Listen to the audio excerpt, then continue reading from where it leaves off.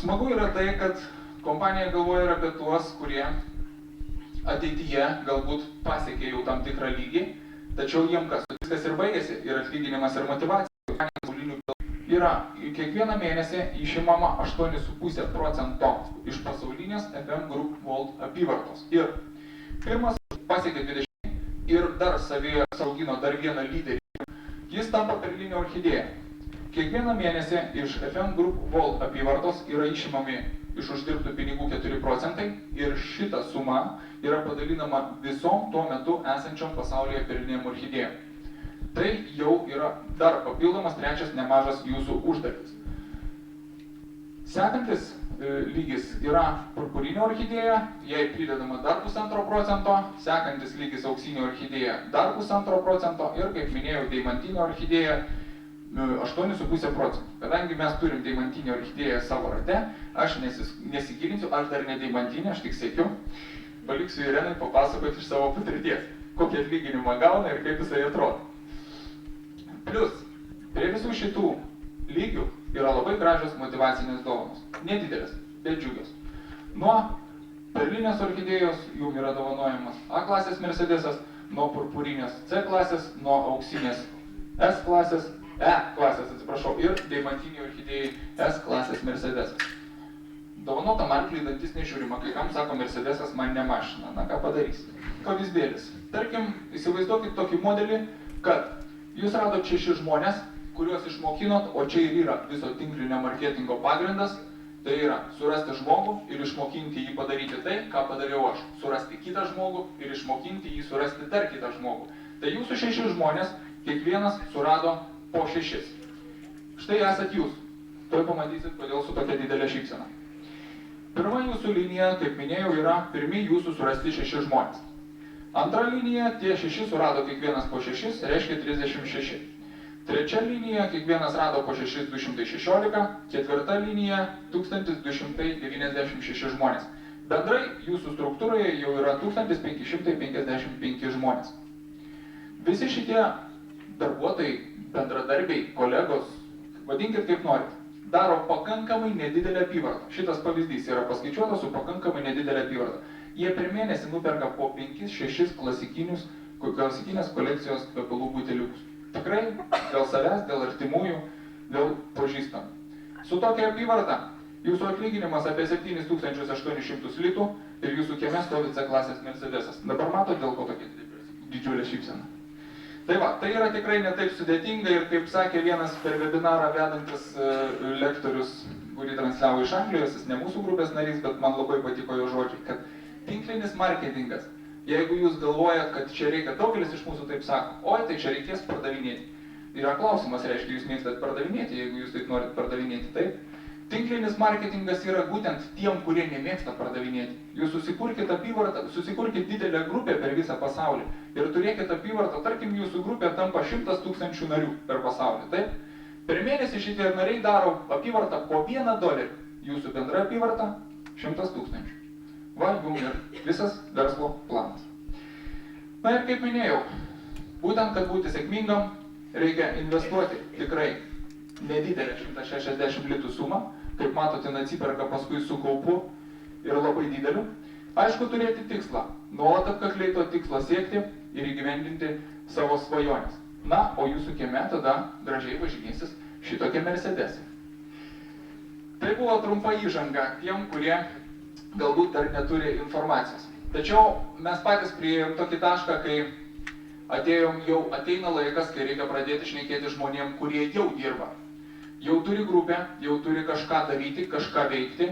Būna nelabai smagu, kai žmogus padaro didelį darbą, padaro didelį indėlį, susikviečia grupę ir po to, po kurio laiko ta grupė pradeda blėsti, pradeda smukti ir mūsų apyvarta didėja ir tai grupė, mūsų motyvacija mažėja ir tai grupė lyg ir nebėra ką sakyti. Būtent dėl to mes padarėm tokį pristatymą ir su kolegė Edita jau važinėjom po Šiaulių apylinkės ir gretimus miestus, kur turim savo struktūras ir mokinam savo žmonės, ką vis tik tais reiktų daryti toliau. Ką reiktų daryti su ta grupe ir kaip su ją dirbti.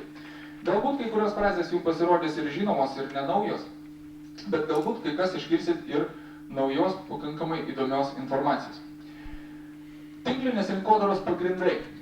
Tinklinės rinkodaros auksinė taisyklė yra tokia: įtraukti, parduoti ir mokyti. Taip, tai yra 3 žodžiai, į kurį telpa visas tinklinės rinkodaros biznio planas, verslo planas, jūsų kasdienybė, jūsų darbas, jūsų malonumas, vadinkite jį kaip norite. Tinklinės rinkodaros pamatas yra reklama, rėmimas, pripažinimas, verslo pristatymai, mokyklos, seminarai, kompanijos renginiai, dublikavimas ir motyvacija. Vienas iš pagrindinių galbūt čia žodžių tai būtų dublikavimas. Būtent, kad būti sėkmingam, jums reikia niekada nenustoti, traukti naujus žmonės, ieškoti jų, mokyti juos ir tęsti savo grupę, didinti savo grupę. Ir lyderio taisyklė yra asmeninis augimas, būtent jūsų, nes kiekvienas lyderis turi tobulėti, lankyti seminarus, skaityti knygas, kad jisai turėtų kuom papildyti savo naujokus, savo žmonės.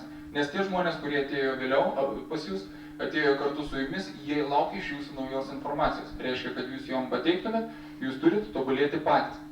Tavo struktūros lyderių auginimas, tarpasmeniniai santykiai ir komandinis darbas. Vėlgi, vienas iš džiugių pagrindų čia yra komandinis darbas. Man tą teko pajusti, labai smagia pusė teko pajusti, kai šalia atsiranda kolega, kuris ranka rankon dirba kartu su tavim, daro kartu pristatymus, padeda tau iš pradžių, paskui pradedi padėti jam ir tokiu būdu viens kitam lik ir skaitotės atsiskaitę. Kaip dirbti gilyn ir kam skirti daugiau dėmesio? Dažnai ateina šitas klausimas, kiek gilyn į grupę aš galiu lysti, kiek tai yra etiška ir kiek tai yra reikalinga. Kartais atsitinka taip, kad jūsų pakviestas žmogus galbūt neturi pakankamai motyvų daryti kažkokius verslus, ar neturi pakankamai ambicijų, ar jis yra pakankamai patenkintas tuo gyvenimu, tačiau jis atsiveda žmogų, kuris iš tikrųjų to nori ir kuris dirba daug aktyviau negu jis. Aišku, jeigu jūs nebepalaikysite šito trečio pagalinėje žmogaus, jūs sodinsite savo grupę. Tai tokiu būdu jums tikrai nėra uždrausta kartu dirbti, kartu šefuoti, kartu jį prižiūrėti, kviesti jį. Lyderio, jo vadovo pareiga yra su juo užsiimti, bet jeigu jisai to nenori, jo nieks negali versti. Čia kiekvienas atėjom savo laisvą valią ir laisvą pasirinkimų. Taip, kad ir grupės vadovo negalima niekinti ar sakyti, kad jisai su manim nedirba. Reikia ieškoti galimybių dirbti pačiam. Vis tik tais 90% savo laiko reikia skirti savo pirmosiom linijom. Ir kai jūs dirbsite su šitom pirmosiom linijom, jums natūraliai išeis, jūs pamatysite, kas dažniausiai ateina į jūsų susitikimus, į jūsų organizuotus renginius ir kas daugiausiai deda energijos sukurti verslą kartu su jumis. Tačiau bandyti atmesti sekančius tikrai nereikėtų, o per laiką tiesiog jie išsifiltruoja ir pamatot, kas yra verti jūsų dėmesio ir jūsų didesnio laiko. Bet atminkit, kad geras treneris visą laiką sėdi ant suoliuko ir žiūri, kaip žaidžia jo komanda. Nereikia daryti darbų už savo vadovus, už savo partnerius, juos reikia išmokinti dirbti kartu, kad jie žinotų, kaip tai daryti. Geriausias būdas, aišku, naujam žmogui surasti kitą naują, kad jis mokintų savo žmogų, o jūs tik tais prižiūrėti. Kaip vis tik tais dirbti su to naujų komandos nariu? Su naujų komandos nariu reikia pradėti nuo pirmos dienos. Padėti jam susipažinti su produkcija, nusipirkti, galbūt parekomenduoti, kas yra geresni, kas yra efektyvesni produktai, kad jis pamatytų momentalų efektą, kad jisai galėtų jį pernešti pas savo klientus. Išmokyti sudaryti pažįstamų sąrašą. Ateityje iš pradžių gal tai ir atrodo nereikšminga, bet ateityje, kai jūs jau turit daug kontaktų, praėjo daug žmonių, jūsų sąrašas ir žmonių pažįstamų sąrašas su tais, kuriais šnekėjot, pasidaro pakankamai platus, didelis ir ilgas, tokiu būdu jūs pradedat pasiklysti. Ar su tuo šnekėjau, ką jis man sakė, galbūt atsakė, galbūt sutarėt kažkada kitada. Ir tiek aš turiu, tiek savo žmonėm reikia įrodyti, kad tas sąrašas tikrai yra reikalingas ir būtinas. Ties kiekvienu žmogum jūs po to pasirašot, ką jūs su juo kalbėjot, kada jūs su juo pasirašėt. Galbūt jam tada buvo ne ta nuotaika, ne ta mintis, ne ta diena ir jisai pasakė, jums susitiksim po mėnesio, o jūs po mėnesio užmiršot apie jį ir jau nebesusisiekėt. Jis pamiršo ir pagalvojo, kad jūs jį pamiršot ir sako, jau, reiškia šitas verslas nebe man, krenta ir jo motyvacija. Taip, kad šitas sąrašas yra tikrai naudingas ir reikalingas, aš irgi ne iš karto pajutau jo naudą, bet atėjo laikas, kai be jo negaliu išsiversti. Padėti naujokui padaryti pirmosius skambučius, tai yra labai svarbu, nes ne visi žmonės turi čia patirties ir man teko netgi iš savo komandos narių girdėti tokį posakį, kai prie manęs žmogus skambino ir sakė, ar nenorėtum paplatinti, turiu geros produkcijos. Kaip jūs manot, kas iš kito skambučio galo ten kryžius turbūt ant rankų atsirado, sakė, ne, jokių būdų platinti iš mūsų nieks nenori. Tai va šitokias menkas klaidelės kažkaip taktiškai reikia šitiem žmonėm ištaisyti, galbūt netgi patiem prie jų skambinti naujiem klientam ir rodyti tą pavyzdį, kaip reikia kalbėti. Galbūt netgi skambinti jų klientam, o po to pasakoti, kaip vis tik tais, kad jie patys bandytų tai daryti. Padėti naujokui surašyti tikslus artimiausiam 10 metų. Galbūt iš pradžių tai atrodo žiauru, bet su to žmogum, kuris planuoja savo ateitį 10 metų, jūs iš karto galėsit pamatyti, kiek dėmesio jam turėsit skirti. Jeigu jam planai pakankamai ambicingi, jeigu jisai turi didelių svajonių, didelių siekių, tokiu būdu jūs galit orientuotis, kad šitas žmogus tikrai norės daryti viską, kad šitų siekių pasiektų. Reiškia, kartu su juo reikia skirti ir daugiau dėmesio.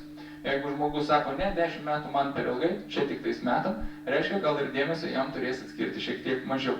Ir aišku, dienos, savaitės, mėnesio darbotvarkė, tai yra būtinas planas. Niekas nesako, kad jūs turite suplanuoti kiekvieną savo dieną. Galbūt tai daugelis iš mūsų pradedam čia kaip papildomą darbą. Kiekvienas turim savo šeimą, savo rūpesčius ir ateinam iš kažkokio kito darbo, jau dažnai ir pavargę. Tačiau jeigu mes susidarom planą sudaryti per savaitę bent vieną susitikimą, pasirašyti bent vieną sutartį, tai jau bus mūsų planas, tai jau bus geras planas. Nebūtinai tai turi vykti kiekvieną dieną. Bet jeigu šitą planą žmogus pasirašė savo ant popieriaus, net jum pirštų nebereiks badyti ir aiškinti, kad jisai nevykdo kažkokių įsipareigojimų. Jam pačiam tai bus akivaizdus įrodymas, kad jis kažko nepadarė. Didžiausi baudėjai, didžiausi viršininkai mes esam patys savo. Kartu su naujoku nuolat pirkti literatūrą, padėti jam tobulėti tokiu būdu, eiti kartu į seminarus, parekomenduoti ir labai džiugu, kad mano kolegė Edita iš tikrųjų padarė šitą žingsnį ir aš iš jos paskutinius metus gaunu tiek informacijos, kiek gyvenime nesitikėjau. Tai yra toks palaikymas ir toks antplūdis žinių, antplūdis naujienų. Tai nenori ta motivacija kyla ir noras dirbti kyla kartu. Man čia yra gyvas pavyzdys, kaip tave vadovas, lyderis, tavo kartu kolega veda kartu su tavim. Tiesiog tempia, kad ir kokios negandos būtų atėjusios, tiesiog per prievartą kitas į samastajatina prinuditelina, kaip rusai sakyta.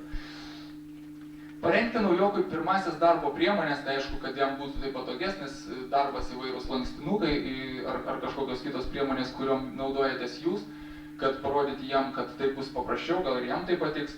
Ir aišku, atsakyti į visus klausimus. Jeigu jūs patys neturit pakankamai kompetencijos, jūs visą laiką turit galimybę kreiptis virš savęs stovinčiam vadovui aukščiau.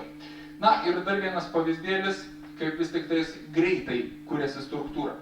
Man kitose versluose, kai aš dirbdavau kitose firmose, vadovai ilgą laiką įrodinėjo, kad struktūriniam pardavime visa jėga, visas variklis ir visa idėja čia yra ta, kad jūs turite sukurti struktūrą. Deja, galbūt mano erudicija buvo per maža, galbūt produktas buvo ne man per daug patinkantis, kad man struktūra ten kitose firmose kūrėsi ganėtinai sunkiai. Tai atsirasdavo žmonės, tai dingdavo ir jie eidavo tokiu labai lėtu tempu.